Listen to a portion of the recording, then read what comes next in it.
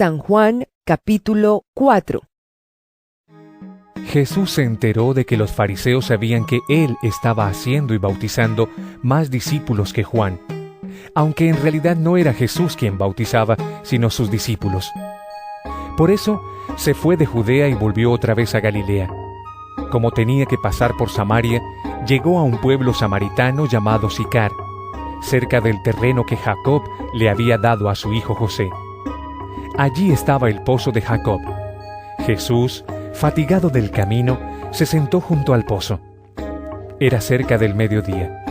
Sus discípulos habían ido al pueblo a comprar comida. En eso llegó a sacar agua una mujer de Samaria, y Jesús le dijo: «Dame un poco de agua». Pero como los judíos no usan nada en común con los samaritanos, la mujer le respondió: ¿Cómo se te ocurre pedirme agua, si tú eres judío y yo soy samaritana? Si supieras lo que Dios puede dar y conocieras al que te está pidiendo agua, contestó Jesús, tú le habrías pedido a él, y él te habría dado agua que da vida. Señor, ni siquiera tienes con qué sacar agua, y el pozo es muy hondo. ¿De dónde pues vas a sacar esa agua que da vida?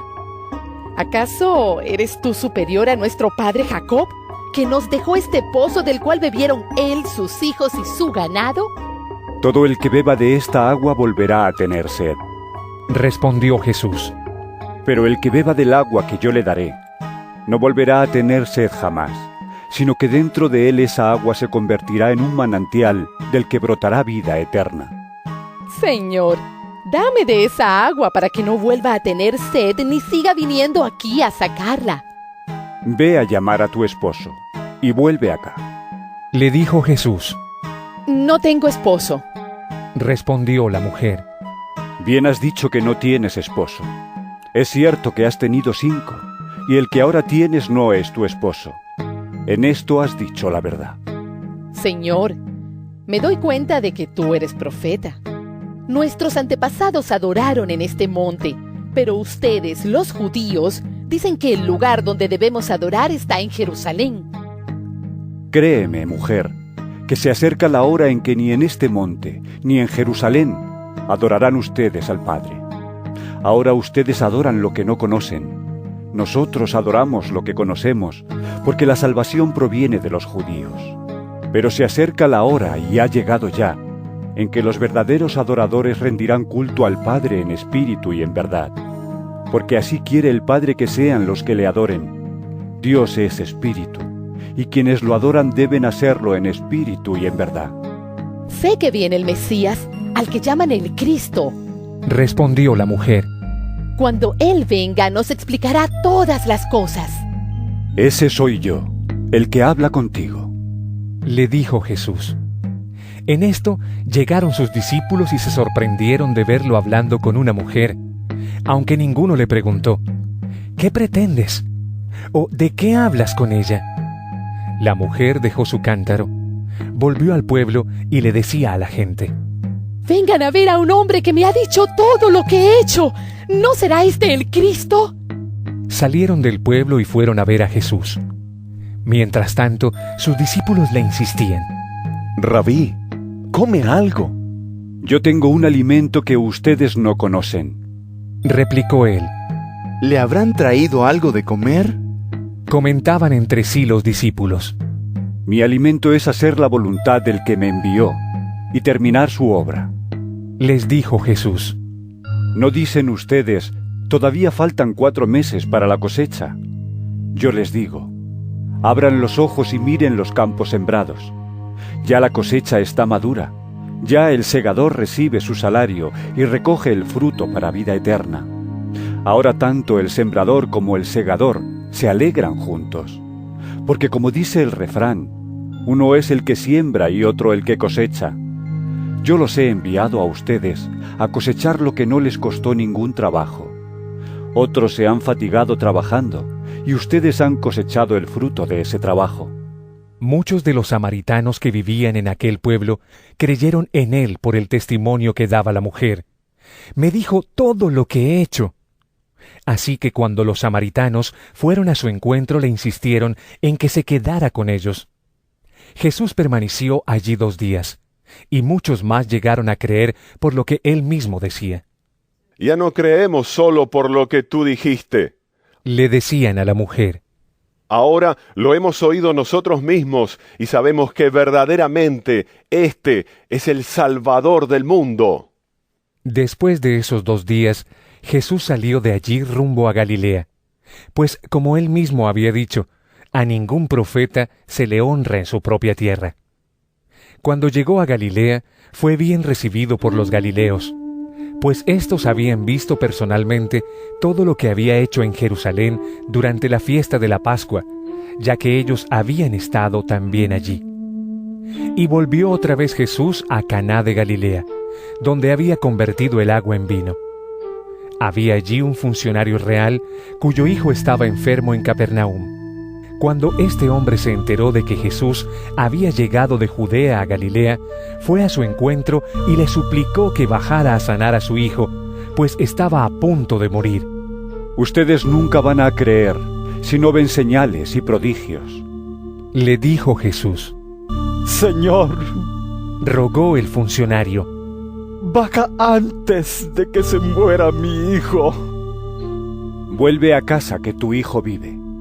Le dijo Jesús. El hombre creyó lo que Jesús le dijo y se fue. Cuando se dirigía a su casa, sus siervos salieron a su encuentro y le dieron la noticia de que su hijo estaba vivo.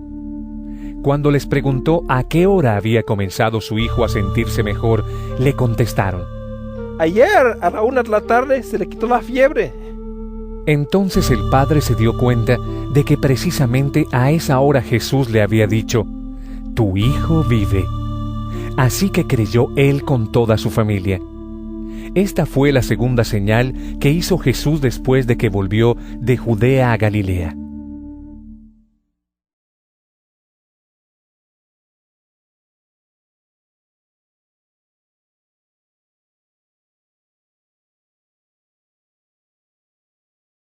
San Juan capítulo 5.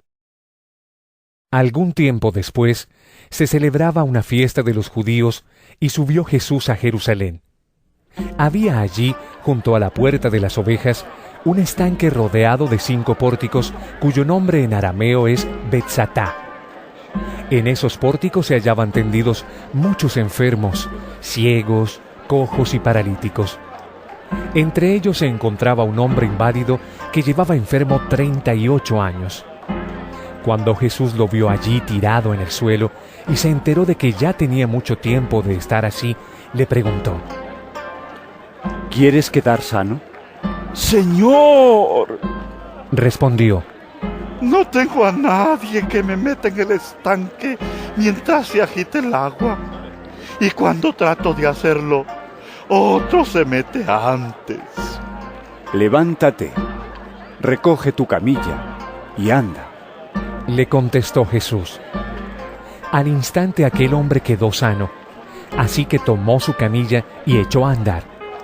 Pero ese día era sábado. Por eso los judíos le dijeron al que había sido sanado: Hoy es sábado, no te está permitido cargar tu camilla. El que me sanó me dijo: recoge tu camilla y anda. Les respondió. ¿Quién es ese hombre que te dijo, recógela y anda? Le interpelaron. El que había sido sanado no tenía idea de quién era, porque Jesús se había escabullido entre la mucha gente que había en el lugar. Después de esto, Jesús lo encontró en el templo y le dijo: Mira, ya has quedado sano. No vuelvas a pecar, no sea que te ocurra algo peor. El hombre se fue e informó a los judíos que Jesús era quien lo había sanado. Precisamente por esto, los judíos perseguían a Jesús, pues hacía tales cosas en sábado. Pero Jesús les respondía: Mi Padre aún hoy está trabajando, y yo también trabajo. Así que los judíos redoblaban sus esfuerzos para matarlo, pues no solo quebrantaba el sábado, sino que incluso llamaba a Dios su propio Padre, con lo que él mismo se hacía igual a Dios. Entonces Jesús afirmó: Ciertamente les aseguro que el Hijo no puede hacer nada por su propia cuenta, sino solamente lo que ve que su Padre hace. Porque cualquier cosa que hace el Padre, la hace también el Hijo. Pues el Padre ama al Hijo y le muestra todo lo que hace. Sí, y aún cosas más grandes que estas le mostrará, que los dejará a ustedes asombrados. Porque así como el Padre resucita a los muertos y les da vida, así también el Hijo da vida a quienes a Él le place. Además, el Padre no juzga a nadie, sino que todo juicio lo ha delegado en el Hijo, para que todos honren al Hijo como lo honran a Él. El que se niega a honrar al Hijo no honra al Padre que lo envió. Ciertamente les aseguro que el que oye mi palabra y cree al que me envió, tiene vida eterna y no será juzgado, sino que ha pasado de la muerte a la vida. Ciertamente les aseguro que ya viene la hora, y ha llegado ya, en que los muertos oirán la voz del Hijo de Dios, y los que la oigan vivirán. Porque así como el Padre tiene vida en sí mismo, así también ha concedido al Hijo el tener vida en sí mismo, y le ha dado autoridad para juzgar, puesto que es el Hijo del hombre. No se asombren de esto, porque viene la hora en que todos los que están en los sepulcros oirán su voz, y saldrán de allí. Los que han hecho el bien resucitarán para tener vida, pero los que han practicado el mal resucitarán para ser juzgados.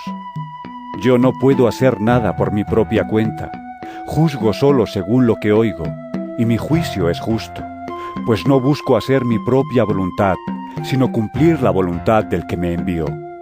Si yo testifico en mi favor, ese testimonio no es válido. Otro es el que testifica en mi favor, y me consta que es válido el testimonio que él da de mí.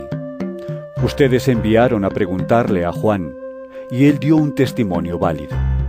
Y no es que acepte yo el testimonio de un hombre, más bien lo menciono para que ustedes sean salvos. Juan era una lámpara encendida y brillante, y ustedes decidieron disfrutar de su luz por algún tiempo.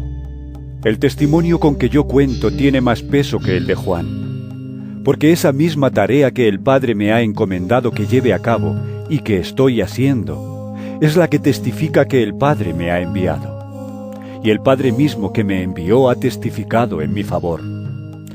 Ustedes nunca han oído su voz, ni visto su figura, ni vive su palabra en ustedes, porque no creen en aquel a quien él envió.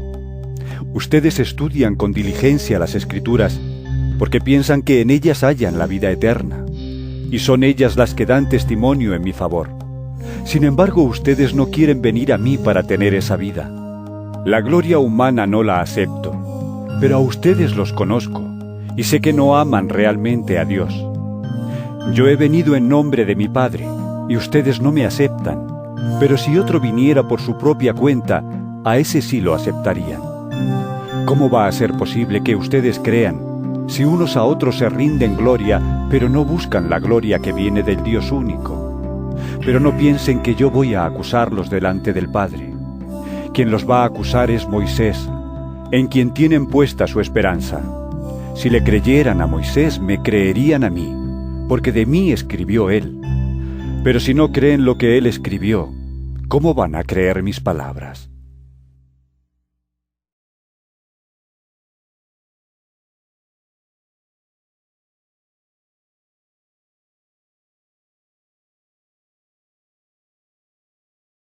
San Juan capítulo 6. Algún tiempo después, Jesús se fue a la otra orilla del mar de Galilea, o de Tiberíades, y mucha gente lo seguía porque veían las señales milagrosas que hacía en los enfermos.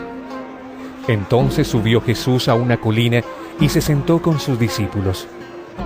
Faltaba muy poco tiempo para la fiesta judía de la Pascua. Cuando Jesús alzó la vista y vio una gran multitud que venía hacia él, le dijo a Felipe: ¿Dónde vamos a comprar pan para que coma esta gente? Esto lo dijo solo para ponerlo a prueba, porque él ya sabía lo que iba a hacer. Ni con el salario de 8 meses podríamos comprar suficiente pan para darle un pedazo a cada uno. Respondió Felipe. Otro de sus discípulos, Andrés, que era hermano de Simón Pedro, le dijo: Aquí hay un muchacho que tiene 5 panes de cebada y 2 pescados, pero ¿qué es esto para tanta gente? Hagan que se sienten todos. ordenó Jesús. En ese lugar había mucha hierba. Así que se sentaron, y los varones adultos eran como 5,000. Jesús tomó entonces los panes, dio gracias y distribuyó a los que estaban sentados todo lo que quisieron. Lo mismo hizo con los pescados. Una vez que quedaron satisfechos, dijo a sus discípulos: recojan los pedazos que sobraron para que no se desperdicie nada. Así lo hicieron, y con los pedazos de los 5 panes de cebada que les sobraron a los que habían comido, llenaron 12 canastas. Al ver la señal que Jesús había realizado, la gente comenzó a decir: en verdad, este es el profeta, el que ha de venir al mundo. Pero Jesús, dándose cuenta de que querían llevárselo a la fuerza y declararlo rey, se retiró de nuevo a la montaña él solo. Cuando ya anochecía, sus discípulos bajaron al lago y subieron a una barca, y comenzaron a cruzar el lago en dirección a Capernaum. Para entonces ya había oscurecido, y Jesús todavía no se les había unido. Por causa del fuerte viento que soplaba, el lago estaba picado. Habrían remado unos 5 o 6 kilómetros cuando vieron que Jesús se acercaba a la barca caminando sobre el agua, y se asustaron. Pero él les dijo: ¡no tengan miedo, que soy yo! Así que se dispusieron a recibirlo a bordo, y enseguida la barca llegó a la orilla a donde se dirigían. Al día siguiente, la multitud que se había quedado en el otro lado del lago se dio cuenta de que los discípulos se habían embarcado solos. Allí había estado una sola barca, y Jesús no había entrado en ella con sus discípulos. Sin embargo, algunas barcas de Tiberíades se aproximaron al lugar donde la gente había comido el pan después de haber dado gracias al Señor. En cuanto la multitud se dio cuenta de que ni Jesús ni sus discípulos estaban allí, subieron a las barcas y se fueron a Capernaum a buscar a Jesús. Cuando lo encontraron al otro lado del lago, le preguntaron: Rabí, ¿cuándo llegaste acá? Ciertamente les aseguro que ustedes me buscan no porque han visto señales, sino porque comieron pan hasta llenarse. Trabajen, pero no por la comida que es perecedera, sino por la que permanece para vida eterna, la cual les dará el Hijo del Hombre. Sobre este ha puesto Dios el Padre su sello de aprobación. ¿Qué tenemos que hacer para realizar las obras que Dios exige? Le preguntaron. Esta es la obra de Dios, que crean en aquel a quien Él envió. Les respondió Jesús: ¿y qué señal harás para que la veamos y te creamos? ¿Qué puedes hacer? Insistieron ellos. Nuestros antepasados comieron el maná en el desierto, como está escrito. Pan del cielo les dio a comer. Ciertamente les aseguro que no fue Moisés el que les dio a ustedes el pan del cielo, afirmó Jesús. El que da el verdadero pan del cielo es mi Padre. El pan de Dios es el que baja del cielo y da vida al mundo. Señor, le pidieron, danos siempre ese pan. Yo soy el pan de vida, declaró Jesús. El que a mí viene nunca pasará hambre, y el que en mí cree nunca más volverá a tener sed.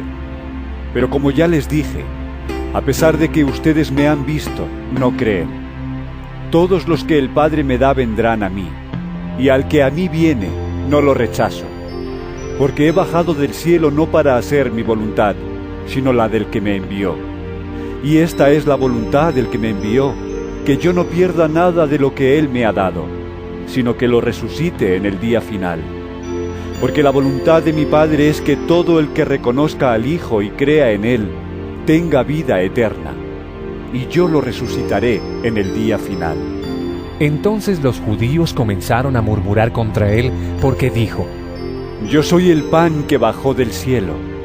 Y se decían: ¿acaso no es este Jesús, el hijo de José? ¿No conocemos a su padre y a su madre? ¿Cómo es que sale diciendo: yo bajé del cielo?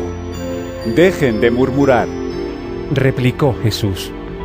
Nadie puede venir a mí si no lo atrae el Padre que me envió, y yo lo resucitaré en el día final. En los profetas está escrito: a todos los instruirá Dios. En efecto, todo el que escucha al Padre y aprende de Él, viene a mí. Al Padre nadie lo ha visto excepto el que viene de Dios. Solo Él ha visto al Padre. Ciertamente les aseguro que el que cree tiene vida eterna. Yo soy el pan de vida. Los antepasados de ustedes comieron el maná en el desierto, y sin embargo murieron. Pero este es el pan que baja del cielo. El que come de él no muere. Yo soy el pan vivo que bajó del cielo. Si alguno come de este pan, vivirá para siempre. Este pan es mi carne, que daré para que el mundo viva. Los judíos comenzaron a disputar acaloradamente entre sí. ¿Cómo puede éste darnos a comer su carne? Ciertamente les aseguro, afirmó Jesús, que si no comen la carne del Hijo del Hombre, ni beben su sangre, no tienen realmente vida. El que come mi carne y bebe mi sangre, tiene vida eterna, y yo lo resucitaré en el día final. Porque mi carne es verdadera comida, y mi sangre es verdadera bebida. El que come mi carne y bebe mi sangre, permanece en mí y yo en él. Así como me envió el Padre viviente, y yo vivo por el Padre, también el que come de mí vivirá por mí. Este es el pan que bajó del cielo. Los antepasados de ustedes comieron maná y murieron. Pero el que come de este pan, vivirá para siempre. Todo esto lo dijo Jesús mientras enseñaba en la sinagoga de Capernaum. Al escucharlo, muchos de sus discípulos exclamaron: Esta enseñanza es muy difícil. ¿Quién puede aceptarla? Jesús, muy consciente de que sus discípulos murmuraban por lo que había dicho, les reprochó: ¿Esto les causa tropiezo? ¿Qué tal si vieran al Hijo del Hombre subir a donde antes estaba? El Espíritu da vida. La carne no vale para nada. Las palabras que les he hablado son espíritu y son vida. Sin embargo, hay algunos de ustedes que no creen. Es que Jesús conocía desde el principio quiénes eran los que no creían y quién era el que iba a traicionarlo. Así que añadió: Por esto les dije que nadie puede venir a mí, a menos que se lo haya concedido el Padre. Desde entonces, muchos de sus discípulos le volvieron la espalda y ya no andaban con él. Así que Jesús les preguntó a los 12: ¿También ustedes quieren marcharse? Señor, contestó Simón Pedro, ¿a quién iremos? Tú tienes palabras de vida eterna, y nosotros hemos creído y sabemos que tú eres el Santo de Dios. ¿No los he escogido yo a ustedes 12? Repuso Jesús. No obstante, uno de ustedes es un diablo. Se refería a Judas, hijo de Simón Iscariote, uno de los 12 que iba a traicionarlo.